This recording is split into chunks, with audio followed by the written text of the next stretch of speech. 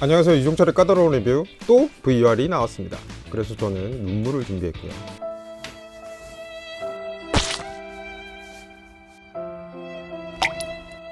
자, PSVR2가 얼마 전에 출시됐죠.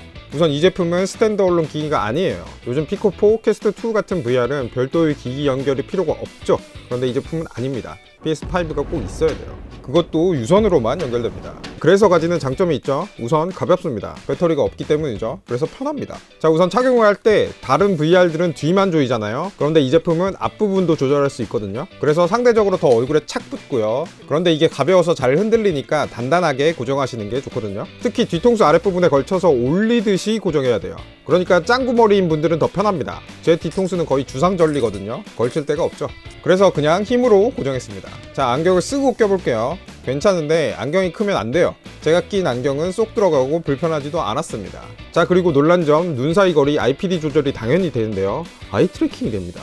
아이 트래킹이 얼마나 잘 되냐면 제 눈을 보고 위치를 맞춰줘요. 이 아이 트래킹은 게임에서도 되게 유용하거든요. 메뉴 선택할 때 컨트롤러로 보통 하잖아요. 그런데 일부 게임은 이렇게 쳐다만 봐도 선택을 해줍니다. 자, 게임 해봤는데요. 가장 대표적인 게임 호라이즌 콜 오브 더 마운틴이죠. 번들까지 나올 정도로 밀어주는 작품인데 원래의 호라이즌과는 좀 다릅니다. 이 게임은 싸움은 부수적인 거고 클라이밍 게임이에요. 우리가 실내 클라이밍 할 때는 힘도 중요한데 돌을 어떻게 잡을지에 대한 창의력이 중요하잖아요. 그것처럼 이것도 손잡이를 어떻게 잡고 어떻게 운영할 건지가 중요합니다. 이게 처음에는 어지럽고 하기 싫어요. 손에 땀이 많이 납니다. 그런데 하다 보니까 막 빠져들어서 매일 1시간씩 했고요. 문제는 제가 게임을 잘 못한다는 건데 스크래퍼 처음 3마리랑 싸울 때가 있거든요. 여기서 못 깨고 더 하고 싶은데 못하고 있습니다. 누가 좀 깨주세요. 그리고 원래 호라이즌 할 때는 몰랐는데 스크래퍼, 와처 이런 애들 개 큽니다. 개 무서워요. 이걸 어떻게 이기지? 이런 생각했는데 결국 못 이겼습니다. 그리고 에일로이 같은 주인공도 실물 크기로 나오는데 에일로이는 꽤 작습니다. 한번 만져보고 싶은데 제 손길을 피하네요. 똥 밟은 표정입니다. 에이씨, 내가 너 좋아하면 안 되냐? 이 게임을 하다 보면 PSVR2의 단점을 알 수 있는데요. 클라이밍을 하면서 옆으로 갈 때가 많은데 손이 이렇게 교차하면서 가잖아요.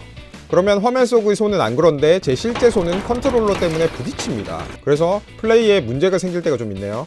절대 제가 못해서 그런 거 아닙니다. 하여튼 대표작이라기엔 좀 애매한데 재미는 있어요. 그리고 이런 덤퍼 같은 리듬 게임도 있는데 제일 편안하게 할 수 있고요. 스타워즈 갤럭시 엣지는 제가 스타워즈 함선 안에서 정비도 하고 싸움도 하고 이런 내용인데 재밌습니다. 특유의 아기자기한데 괴기한 디자인이 있잖아요. 그리고 소리가 아주 좋죠. 이런 요소들을 잘 살렸습니다. 다만 좀 심심하다고 생각할 수는 있어요.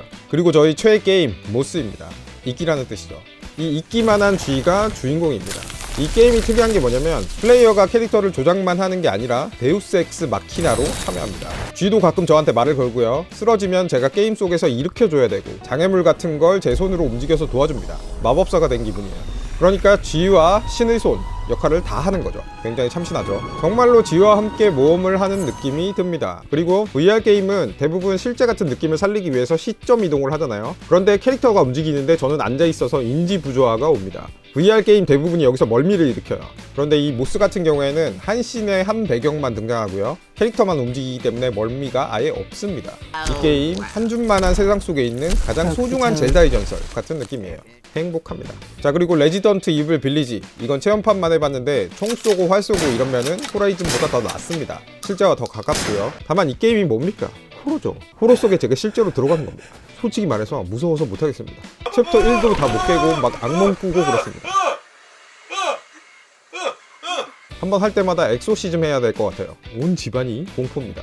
자, 부품에 대해서 이야기해보면 헤드셋 같은 경우에는 정말 훌륭해요. 다만 렌즈 바깥 부분에서 파랗게 경계선이 약간 보입니다. 그리고 이건 개인차인데 중간 초점이 맞을 때는 다른 어떤 VR보다 뛰어났어요. 대신 각도가 약간만 틀어지면 다른 VR보다 잘 안 보입니다. 그러니까 고정을 꼭 단단하게 하셔야 돼요.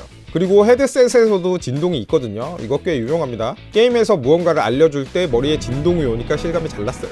그리고 스피커가 없고요. 전용 이어폰을 헤드셋에 끼워서 사용합니다. 이거 왜 그런가 봤더니 어차피 소리는 TV에서 나잖아요. 그래서 단가나 무게 때문에 빼버린 게 아닐까 싶습니다. 이어폰은 뭐 그냥 이어폰입니다. 그리고 컨트롤러 이상하게 생겼죠. 이거 사람들 줬을 때 똑바로 쥐는 사람 단 한 명도 없습니다. 다른 VR들은 저 둥그런 부분이 위로 가요. 그래서 한 이틀 정도는 헷갈리고요. 제품에는 센서가 다양하게 있는데 IR 센서로 위치 트래킹도 하고요. 모션 센서 3축, 가속도계 3축 이렇게 들어갔습니다. 헤드셋 카메라로 위치 손가락 파악도 하는데 이건 약간 오류가 있었고요. 플레이에는 당연히 문제가 없었습니다. 그리고 컨트롤러에도 당연히 햅틱 피드백이 들어갑니다. 단점 말해볼까요? 킬러 컨텐츠가 부족합니다. 지금 나온 게임 중에 AAA 게임에 준하는 타이틀 호라이즌, 레지던트 이블, 그란트리스모 7 3개뿐입니다. 모든 VR에는 킬러 컨텐츠가 있잖아요. 퀘스트2에는 비트 세이버가, 피코에는 스포츠 게임들이 있죠. 그리고 PC VR에는 그런데 PSVR2는 명성에 비해서는 부족합니다. 반면에 이런 점도 있어요. 다른 VR 게임들이 좀 인디게임 느낌이잖아요. 재미는 있는데 해상도나 인터페이스 면에서 약간 부족한 느낌 있죠. PSVR2의 경우에는 각 타이틀의 완성도 자체는 제일 높습니다. 몇 개 없다는 게 문제예요. 심지어 모스는 PC로도 됩니다. 그러니까 앞으로 많은 작품이 나와야 알 것 같습니다. 그리고 여러분, 제가 VR 하면 뭐라고 말씀드렸죠? G캠을 보려면 유튜브 VR이 있어야 돼요. 그런데 없습니다. 7m 크기의 뉴진스 봐야 되는데 못 봅니다. 엉망이죠. 꼭 생겼으면 좋겠습니다.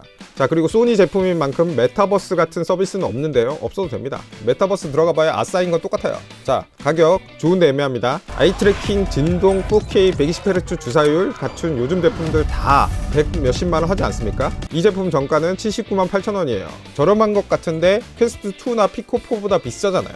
그래서 애매하죠. 대신 타이틀이 확실하다, 이런 장점이 있습니다. 가격만 한 50만원 정도였으면 많이 팔렸을 것 같은데 아쉽네요. 자, 그럼 이 제품을 살 것이냐 말 것이냐.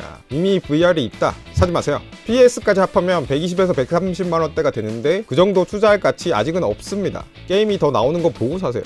PS5가 있고 VR 게임을 좋아한다, 사세요. 사실 PS가 있으면 선택지가 없죠. 저처럼 PS 하는 게 취미인 분들은 그 취미를 더 심화한다는 느낌으로 구매하시면 될 것 같습니다.